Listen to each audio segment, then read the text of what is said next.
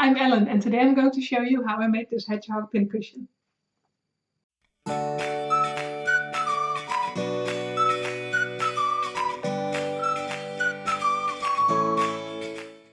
The first thing I did was to draw a pattern for my pincushion.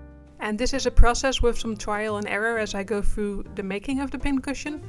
But for you, if you want to make the exact same one, I've uploaded the pattern on my website, and I'll put a link in the description for you.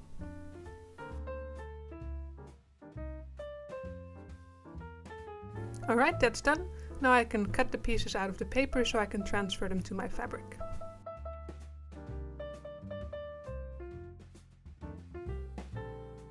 Next, I'm placing the pieces on my felt, tracing around them and cutting them out.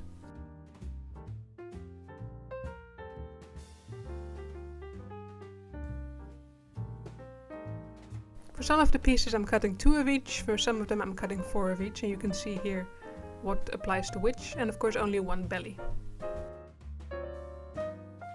Next I'm going to assemble the 2 side pieces. First I'm placing the ears on the front seam where I want them to go.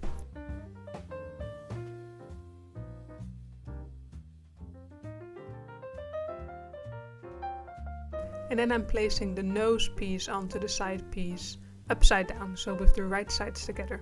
And I'm just lining them up next to each other to make sure that the ears are on the same height. So I'm putting some pins in it to keep it in place, making sure one of them goes through the ear. And then I'm using a simple straight stitch with a back stitch at the beginning and end to sew them together. And I'm stitching very close to the side here, because felt doesn't really ravel and you don't need that much of a seam allowance. The next step is to put these 2 side pieces together to make up the body. So I'm pinning them along the top line. And I'm going to stitch again a straight stitch along this top line very close to the edge. Now I'm going to attach the legs to the belly. And because there's 4 of them, I want to make sure they stay in place. So I'm just spacing them out the way I like it. And then I'm using a couple of quick stitches just by hand to make sure that the legs stay where I want them to be. And this will make the next step in the process a lot easier.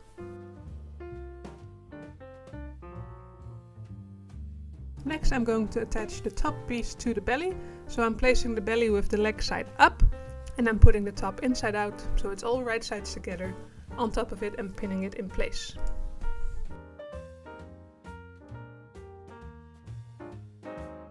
Now at this point I figured out that my belly was actually too small for my top piece.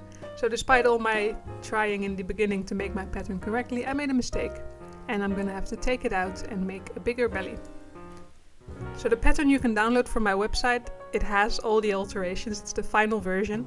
So you don't have to go through all of these repetitions that I had to go through to actually make the pattern. Now I'm going to sew these pieces together. Again with a straight stitch very close to the edge, but I'm not going all the way around. I'm making sure I leave quite a big gap on one of the sides so that I can turn it inside out in a bit. And you don't want to have this gap too small because then it's going to be very difficult to turn it inside out. I'm turning it inside out.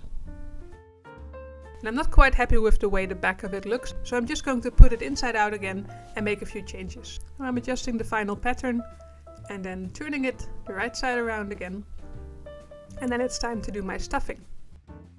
I'm using a pen here to push the point of the nose out because it's a very tight little corner and it's a little bit too small for my finger.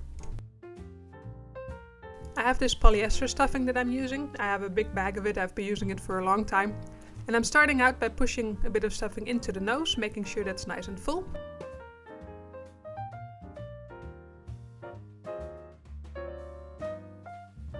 And then I'm going to take an old pantyhose that I have and I'm going to put rice in it. Rice is a great stuffing or addition to stuffing because it has a bit of weight to it and a bit of structure and texture, so it keeps things into shape really nice. So I'm just adding a little bit of rice here to the pantyhose and I'm going to use that as a base for my filling. So I'm going to use it on the bottom part of the pincushion. And then on top of that I'm going to put more of the polyester filling. So you can see here the pantyhose with the rice on the bottom and the filling on top of it. If you're happy with your filling, you can move on to the next step, which is to close the side seam. And this is a process you're going to have to do by hand. It's the only way to make it look good. And you have to use a ladder stitch. And it looks something like this. You just go back and forth between the pieces of fabric, making sure you go a little bit away from the edge. So you pull those stitches together and it becomes a nice seam. Now this step will take some time, but the more time you spend on it, the better it will turn out, as a lot of things in life.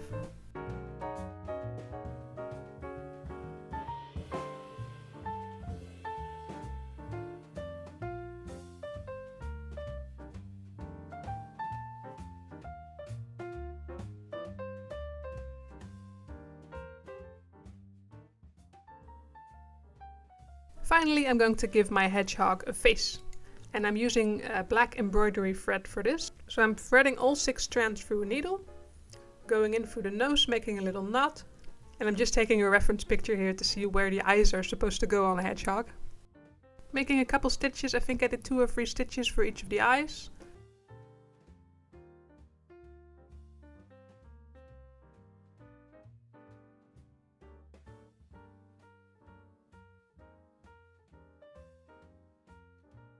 And then I went back out through the nose, made a couple of stitches there.